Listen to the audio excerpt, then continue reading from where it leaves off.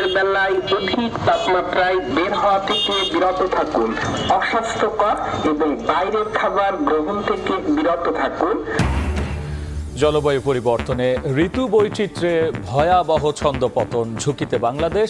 শহর ও গ্রামে আগুন ঝরছে বাতাসে। সারা দেশে 3 দিন হিট অ্যালার্ট জারি। পুরা সারা শরীর জ্বলতেছে, নিচের থেকেও গরম উঠতেছে, উপর থেকেও গরম পড়তেছে।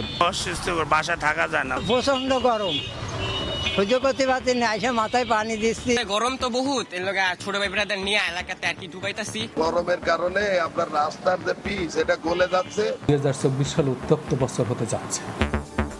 অতিরিক্ত তাপমাত্রার জন্য শহুরে অবকাঠামো দায়ী, সবুজায়নে জোর বিশেষজ্ঞদের।